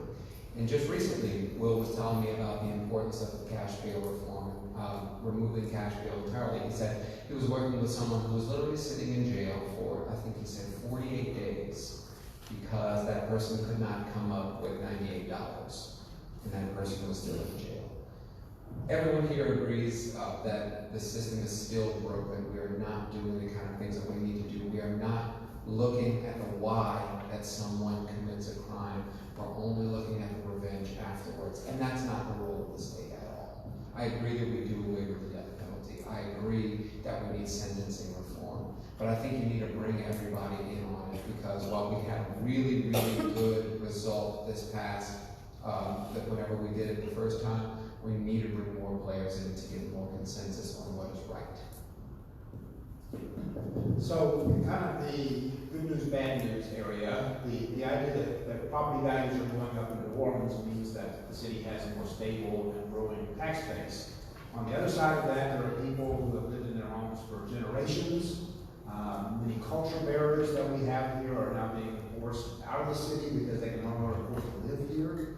Some of these issues clearly are local city council and so forth, but the assessor's office is a state office. My question, to start with Kea, is that what can we do as a legislator to help make these assessments and taxes, property taxes, fairer? I've spoken with the assessor about a bill that has been kind of ruminating in the legislature for a few years now, where there would be a cap on the percentage increase annually whenever the assessments come out. And so that's an idea. That's something he said he was supportive of. I know it's received some pushback though from assessors in other areas. So I go back to my constitutional amendment again that would allow us more local control over our property taxes as well. We have a huge affordability issue right now in New Orleans, housing affordability, now the property tax issue. We also have these extreme weather events, like I said, that are causing problems with deductibles here and there. And I'm worried about a lot of our people being forced out of New Orleans, and a lot of the people that make New Orleans, New Orleans. And so for me, the affordability issue encompasses that, but so much more. And so at the legislature, I will fight to get money for our infrastructure, because to me, that's one of the main issues that are creating problems. In addition, I will fight for the bill that I just mentioned that would put a cap on the percentage increase, and then I would also fight for that constitutional amendment.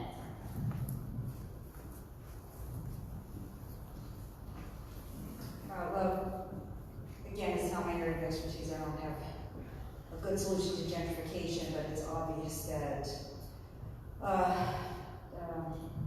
culture bearers are being priced out. I think, again, when we're all under 10 feet of water, we're not going to be so worried about property taxes. In fact, I feel like, although the property taxes, our property values are going up right now, ostensibly, it is going to go down, and that's what we're going to have to worry about. Yeah, the problems of gentrification in the city are some of the toughest that we face. With my 6 children, none of them can afford to own a house in the city they grew up in, and they don't know what they're going to do. Also, what's curious about the situation is that the way the law works is that it's supposed to be revenue neutral. It's supposed to be that the city collects no more revenue just because property values went up. So if someone's property taxes are skyrocketing and someone else's has to be plummeting, we have not seen how this is going to work through. We need to look at that. Also, until you assess the entire city and finish, you can't implement this change. They have not finished doing that, so this implementation should not be able to go through right now yet. What the legislature can do, we need to look at capping the increment of how high it can go up at any one time. In Louisiana, we have a long tradition of not turning out people from their homes because they can't pay their property taxes. We need to stay true to that tradition and make sure we live by that, and then that we can find solutions to do so. So you hit on a point that's really current, right? It's in the paper. The mayor proposed an amendment for it. It's going to be on your ballot in October that will give some degree of local control to the local entities to freeze property taxes or exempt certain people, and that's a good thing. I think it's not. The problem is speculation and gentrification. Right? It's people coming in and buying properties, renovating them, selling them again. So what I think, the state of California actually addressed this in a really great way. They said your property taxes would stay the same, and you get one move. You get to move one time. And then if you start to move more and more, you get into that speculator realm, then you start to pay the real increment, the real property taxes. You get reappraised. And so what we're trying to avoid is speculation and gentrification. So I don't think it should be incremental. I think it should be, you should have, if you're going to live in your home or you're staying in your home, you get your property tax and it's frozen. And then if you move one, you get one move. And then, or 1 or 2 moves, whatever it may be. But if you're going to speculate and all that other stuff, then you're going to have to pay more taxes. So people are really worried about this. I don't care what neighborhood, whether it's Broadmoor, Carrollton, Audubon, around this city, people are really concerned about how they're going to afford their property taxes. So having a bill that would say there was only a certain percentage that could be increased, and because it is hard to pass that statewide, I would suggest that we have the local control piece first, because if you have a local control piece, then each group can decide what works for their municipality. New Orleans is different than other parts of the state, so you have to work hard to get that passed. But we also have a lot of industrial taxes that aren't being properly assessed, and that's a huge problem, because if they were paying their fair share, then we wouldn't be, as homeowners, in the situation we are. And then there's a lot of nonprofits that aren't paying their fair share. So I would want to say that you have to look at, especially the very large nonprofits. I'm a graduate of Tulane's MBA program, but I believe Tulane needs to pay their fair share. And I even talked to some of the administrators over there. They're friends of mine.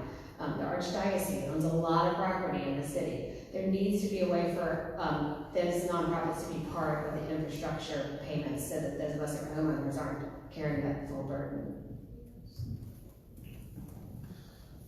So I have the self-awareness to recognize that I am also a gentrifier. I purchased my home about 3 years ago in the West Riverside part of town, and I have been walking around and talking to a lot of people. And I don't know if my fellow candidates up here have, but I make a point to knock on the door of a house that looks like it's much older than the two houses next to it. This beautiful renovation, 2 stories, this beautiful renovation, 2 stories, and it's very clear that this house has been here for 40 years. You knock on the door and you talk to people, what are they saying? How can I afford my property? My flood insurance, my homeowner's insurance. I don't think anybody's mentioned, but we learned recently that Congress enacted Risk Rating 2.0, which is going to start giving you a flood insurance rating based upon your home's specific flood risk. So if every time you get a hard rain, it floods 5 feet of water in front of your house, that's going to be your rating. I think we need to look at making homeowners and flood insurance tax deductible. I think we need to work on increasing the homestead exemption, and I think we need to work on expanding the age freeze statewide.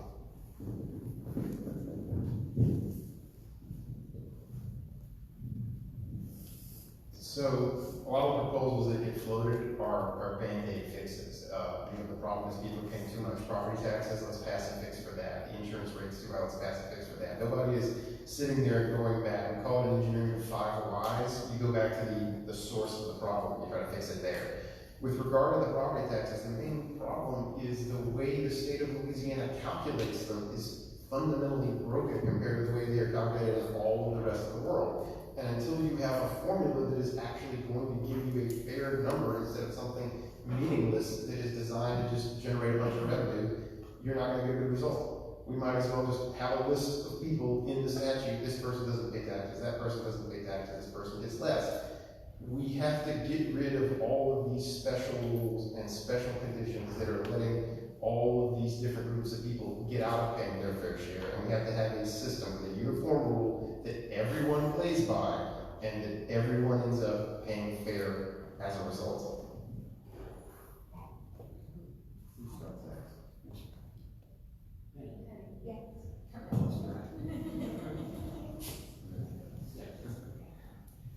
So I think in our neighborhood, right, we have the trains that come through constantly.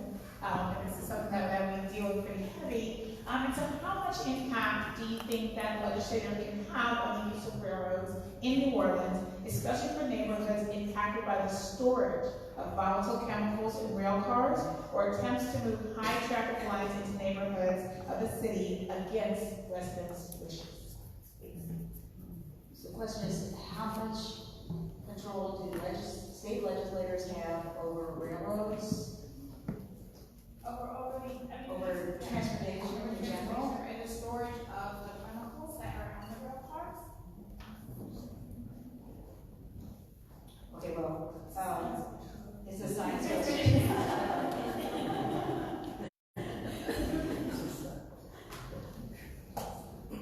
Well, with regard to transportation, we need to switch to clean transportation all around. So we need to electrify the trains. We need to pass favorable legislation for electric vehicles. We need to make biking a lot more amenable. Biking isn't going to solve everything, but it could take up a lot. Actually, I don't feel like that's a science question per se. I'm not knowledgeable about the details of the legislation, but I will learn it. And it's a combination between state and local laws, I believe. Yeah, actually, my wife Elizabeth and I, for the last 23 years, we've lived on the end of Simple Street, right where the trains go over Oak, where it goes into Jefferson, and so we hear those horns at 4 in the morning and all night long, and we learn to sleep through them. But so it's New Orleans Public Belt Railroad that uses that line. And they have had a shake-up on their board when they were found wanting to keep a clean shop there. When we asked them what is going on with the trains parked on the tracks where my 6 kids might get their arm cut off because the trains are there parked, they're trying to crawl over to get to the levee, they said, oh, we are in a curse of riches. We have so much business that we can't park the trains in the courtyard. And then our answer is, well, you must. You cannot block access to the levee and leave that danger there. The city council was a big help with that. The mayor had to put pressure on the board of the Belt Railroad, and that did make improvements. Now, as a legislator, I'd have to study to find out what role the legislature plays in terms of the formation of that board, what we could do, but certainly we could be loud about it and advocate for our neighborhood. Yeah, if you spent time, and this was a learning issue for me, if you spent time in Uptown Triangle and Riverbend areas, like you had learned, a lot of people talk about this particular issue. My appreciation, and I think this is correct, is that in that recent transaction with the city, there was an exchange of certain wharves, and Governor Nichols Wharf, downtown area, and the Port of Orleans got control over the public belt railway, where they actually have like operational oversight over what's going on. And then in this last session, there was an effort to look at, not particularly, because there's a federal issue, federal railway transportation issue that overlays when they blow the horns. You know, you can make it a quiet zone, but then it's lights and ding dongs and whatever. But if you want to make it safer, then it's the legislator's role will be to go into and negotiate with the Port of Orleans to pass legislation on where they can stop within the city. So that was actually, there was an effort made in the last session. It ended up dying on the floor, not on the floor, in committee. But there could be an effort for BOD and Uptown Triangle for the next legislator to actually go with the Port and negotiate with the Port of Orleans as to what the Port of New Orleans as to what to do with the particular railway issues. So I remember the months when you couldn't cross, because we could cross that way to get to Levee 2, where the train was just parked there. And so I know that those of us who live in this area are very familiar, like Carlos said, about how that stopped us from taking our walks or riding bikes up that way. So I know it was eventually fixed, but it was after lots and lots of us calling city, state, mayor's office over and over again. Legislatively, the worry that I heard in neighborhood meetings and within our own neighborhood was the chemicals, right? So I would assume that as a legislature, the easiest way to do that would be to sponsor some legislation to make sure that we are aware if, we're not the only community that lives that close to a train track, so that other places around state that there would be disclosure to the communities when you're parking in their area what is in this, so that you don't have to worry about your kids crossing, or if there's some accident on the train track where another train comes along, that whatever is parked is safe for the residents of that area, and that would be the legislation I would design. So you deserve a legislator that's going to make sure that you have a say as to what happens in your neighborhood. I used to live on Pine Street, and so I now worked in Metairie, so I would have to go over that way pretty much every day. I would have to cross those train tracks, and I did see those trains parked there, and I wondered what was being stored in there. And we should all be very concerned if there are chemicals, especially hazardous chemicals, that are being stored in our neighborhoods. I agree with Aimee that yes, we should have some kind of legislation that I would happily sponsor to make sure that residents are informed of what's going on, of what's being stored, and what's being transported, and have an opportunity to make sure that that doesn't happen, essentially to prevent the storing of these kind of hazardous chemicals that could be hazardous to someone's health in a neighborhood where you live.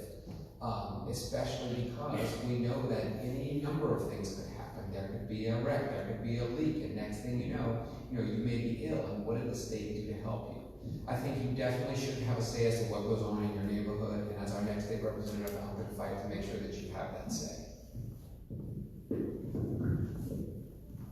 This goes back to what I was saying in another issue earlier, that nobody in Orleans, or at least very few people, knows who to contact when you have a concern about this. You can't even go on Google probably and figure it out. We don't know who's on the board. We don't know how to get in touch with those people. We don't know who to complain to that appointed them if you don't like the result they give. And that's a problem statewide. We have to have people publicly accountable for their results. We don't have that. With regard to the trains, part of that is federal regulation, but we can get around that. We can make the government entity have to obey all of the rules that a private company would have to obey. A lot of times they get exempted from environmental protections. We can hold the government to the same standard we hold any private company. We can make them put chemical monitors out. We can make sure that they actually post a schedule for those trains, because I can't tell you the number of times I've been stuck at the Jefferson Orleans line trying to get to Mo Green's rehab on the other side. I've been injured for fencing and I can't do it because there's no schedule, there's no transparency. That's what we need, is people who are going to be accountable and people who are going to make the appointed boards accountable to you. So I remember that train horn well because I lived on the corner of Cherokee and Pearl and I had an infant. And when it came through, I would cringe every time, afraid that it would wake her up. And so that really was a quality of life issue for people in that area and continues to be. I met with a representative of the Public Belt Railroad and they really wanted to work on that issue with the residents as much as they possibly can. It is governed by federal law, so they were willing to do what they could do while still complying. And so I would interject myself into that process should they ever need any other revisions to it or if there's anything else that we can do. But more importantly to me, as someone who's done environmental litigation, we need to make sure that those transportation of hazardous materials are done safely. And so if there are any issues, we can pass environmental regulations at the state level if there's some sort of a void. But I'm pretty sure we have the environmental regulations in place that to address those needs. So I would lean on the LTEQ to enforce them and to work with the EPA should there be any issues with any leaks, spills, or any emissions. So, and I have that experience to do so.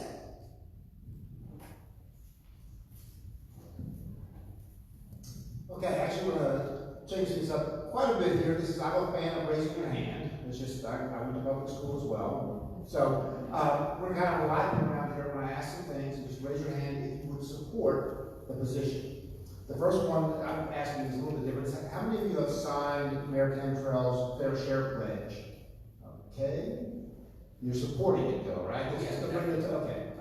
100%. How many of you would vote to repeal the death penalty? Okay, unanimous.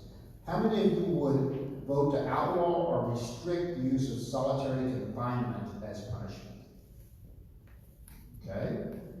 How many of you would vote to support a $15 minimum wage for all workers? Yeah.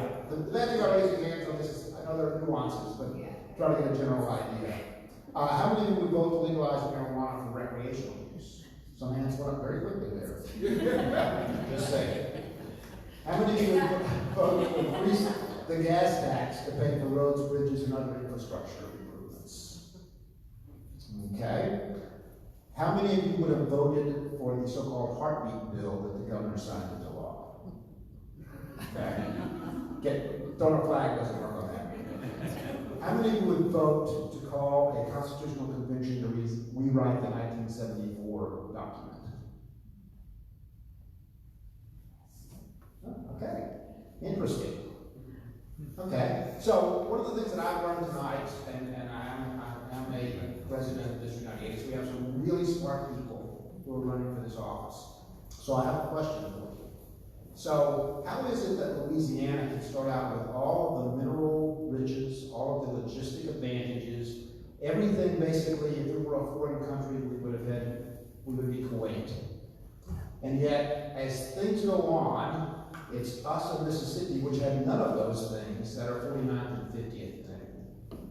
Where has Louisiana gone wrong in attracting economic development, in educating its students, in taking care of its health care? What is the one thing that Louisiana needs to change to get us off the bottom of those lists? And we're starting with Carlos. See, but it's not one thing. It's everything. Everything that we do. We don't invest properly in anything. If we were a foreign economy, we more closely resemble like a West African country where you allow people to come in, take advantage of your agriculture, your mineral resources, and your transportation, and you ask them to leave nothing behind. They don't have to make any investments whatsoever. So if we invested wisely, that would mean we invest in infrastructure now. We invest in good education now. We invest in the health access now. What does a business want? A business wants what everybody else wants. They want safe neighborhoods. They want good schools. They want good infrastructure. Yet we invest in none of that. Therefore, they're afraid to be here instead of happy to be here. That's what we're doing backwards. It's everything. So if we did invest in these things wisely, if we invest now, money in now for the future, think broadly instead of immediately, then we get off the bottom of those lists. That's the way we can start to unwind the system we've built over 50 and 100 years that's made us the kind of economy that we are. So I started by telling you my campaign was about economic and social justice, and that's partly, but my family moved to this country. They lived their American dream right here in South Louisiana. We view things in the state in an upside down fashion. It's giving incentive after tax break to incentivize business to come, but it's no growth of the middle class. We're just creating more minimum wage jobs, and especially in the city of New Orleans. How many people have gotten incentives and created more minimum wage jobs, which itself causes more suffering? So we need to have a bottom-up approach. I think Evan's idea about student loans that he's contributed to this conversation is excellent. It's like trying to bring people up from the beginning and from the bottom. The strength of this country has always been the middle class. And that's a fundamental part of why other states have been more successful than ours. We've been viewing our state as almost like a colony. Like we're going to use our resources and our environment and the things that we naturally have as a geographic advantage of in terms of the Mississippi River and the port, just to like benefit others. So that's where I think we need to have a different bottom-up or middle-out approach in terms of like what we need to do. Sadly, the number one reason we're like this is corruption. I served on the Bureau of Governmental Research for 6 years, which is an organization that believes in transparency and good government. And our organization isn't right all the time, but we're right a lot of the time. We are the number one office for public corruption for the FBI. I think we battle it out between Chicago and Boston, but that's just horrible. So a big part of what we need to do is make sure that our next legislature for District 98 is going to be watching over the budget, making sure that the organizations that run the state, the different departments, are doing what they're supposed to be doing, and making sure that we are funding the budget to the priorities that all of us have talked about: education, infrastructure, public safety. Those are three that really matter. Criminal justice reform as part of public safety. It's just embarrassing sometimes to be from Louisiana, and it's corruption that we need to all stand up and say we're not going to stand for it anymore. That means standing on the legislative floor and saying that to other legislatures, that we're not going to stand for it. So I don't really think it's one thing, I think it's two. I think it's our approach to poverty, and I think it's our approach to racism. I grew up, like I've said like 4 times now, but I grew up in Pierre Park, which is a small town in Assumption Parish. Somehow, mostly white people lived in Pierre Park. And somehow, most of the people of color lived in Belrose. And when you looked at the 2 schools, Pierre Park Middle and Belrose Middle, the resources, everything that we could possibly want flowed to Pierre Park, and barely anything flowed to Belrose. This we have seen in Louisiana for a century or more, and nobody really wants to talk about the fact that this is a serious reason why we are not able to, the second part that I was talking about, poverty. Republicans, conservatives see poverty as a pre-existing condition, something you should be able to pull yourself up from your bootstraps. But the problem is, we don't give anybody the tools to do it. As was said before, all of our resources are going to the people who don't need it, not the people who need it. Let's start addressing poverty as something that we can fix using our resources. So, you mentioned that the state of Louisiana has a lot of mineral resources, and you don't know how we got to this point, but having a lot of mineral resources is one of the highest predictors of countries failing anywhere in the world. If you go down the list, we have all of the top ones. And we have it for the same reason, which is that abundance of wealth creates a system in which everybody wants to pass it around and take shortcuts instead of looking at things from a long-term perspective, making sure that people are accountable to the public, and tackling problems at the root. And I'll give you an example. Right now, your property taxes that we're all talking about, a portion of that goes to the Sheriff's Department. The Sheriff's Department joins a lobbyist organization, Louisiana Sheriff's Association. That lobbyist organization hires lobbyists who give money to legislators like us. They probably support things you don't agree with. We and Baton Rouge then set the amount of property taxes that sheriff gets. We control how much money the courthouse gets when he gets sued. And if that courthouse gets sued and the sheriff doesn't like it, suddenly they don't have toilet paper or lights or a working elevator. We have to end this cycle. That's where the corruption is. So that phrase, you cut off your nose to spite your face, reminds me of how where we are right now in history. And for decades, we have tried to attract business to this state, and in doing so, we have failed to invest in our people and our children and the things that really help us to progress. So we need to make some different changes at the legislature. Hopefully, when we are elected, we will reprioritize things so that we are investing in our schools, in our infrastructure. Companies don't want to move here. There's no school for them to go to, their children to go to. The jobs don't pay what they do in other states like Houston and Tennessee and Atlanta, these competitive cities to us. So if we actually reprioritized where we were spending our money, we would then be able to attract more business, which would then produce more revenue. It's a cyclical issue that we have here. And really, it's an embarrassment, really, when we look around and we see how we treat other people and how we maintain our roads and our infrastructure. So I have thought about this. I think that the problem is that we haven't used our sovereign wealth fund correctly. So the oil and gas industries are ultimately dying economies, but right now our economy is tied to oil and gas.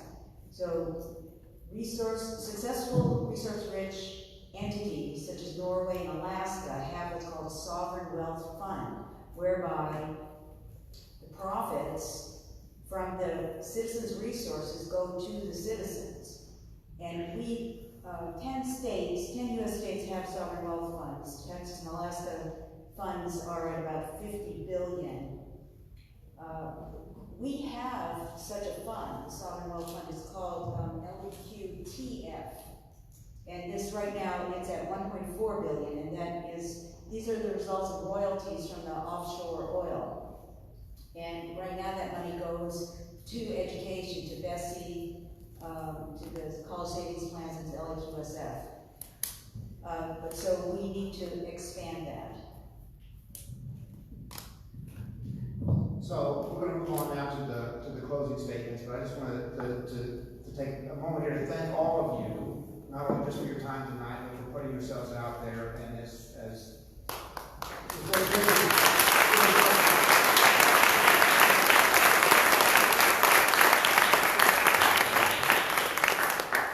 thanks to the audience for you as well coming out and showing their interest in this. So we're going to continue the same order that we were on just then. And so Ravi, you will start with the closing statements, and you have 1 minute. Each one of you will have 1 minute. So I started out by telling you a little bit about myself. I'll tell you a little story, anecdote, maybe you'll remember. So I told you my parents were immigrants. My dad faced a lot of discrimination being the first Indian family in Houma, Louisiana. And I got, caught some hell for it too. But the other day we were teaching my daughter about race, and we were saying, Lolly, we don't judge people by the color of their skin. And she said, well, people should judge me because I have beautiful brown skin. And I was like, isn't that something, right? To go from my dad, who had so much pain and a chip on his shoulder about his experience in this country, to a young girl, my daughter in that generation, celebrating where she is, celebrating who she is. And that really is inspiration, I think, on both ends for me of what I'm trying to do and what I'm trying to achieve in this campaign. Like I said, economic and social justice, that people feel that they belong here, that they're valued, and that they have a voice. And I want to be that voice for you as your next District 98 representative. And I thank you so much for your time. It's been a long night, and I really do appreciate it. Ravi Sangisetty, number 126 on your ballot.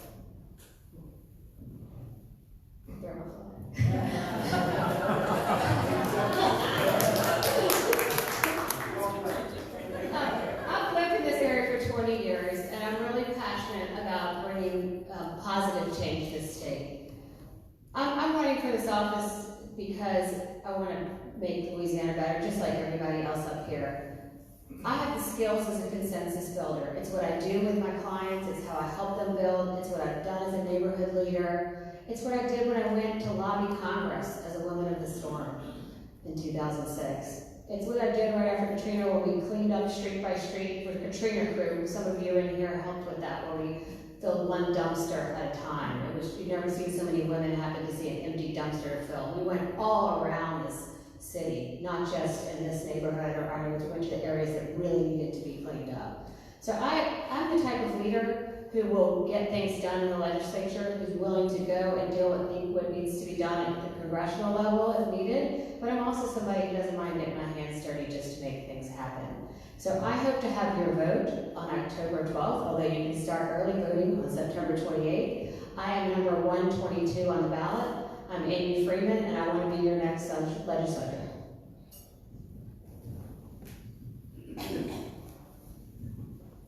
So we talked a lot about some stuff this evening. We talked a lot about what it really means to be a progressive. We talked a lot about the challenges that we're going to face when we get to Baton Rouge.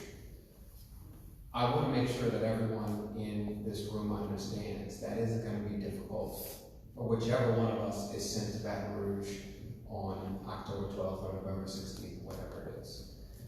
There's a lot that's going on out there. There's a lot of people out there who don't think that our way of life, our ways of acceptance, our ways of loving each other, our ways of making sure that those who are less fortunate are provided what they need so that they can get ahead. There's a lot of those people out there who think that that is wrong.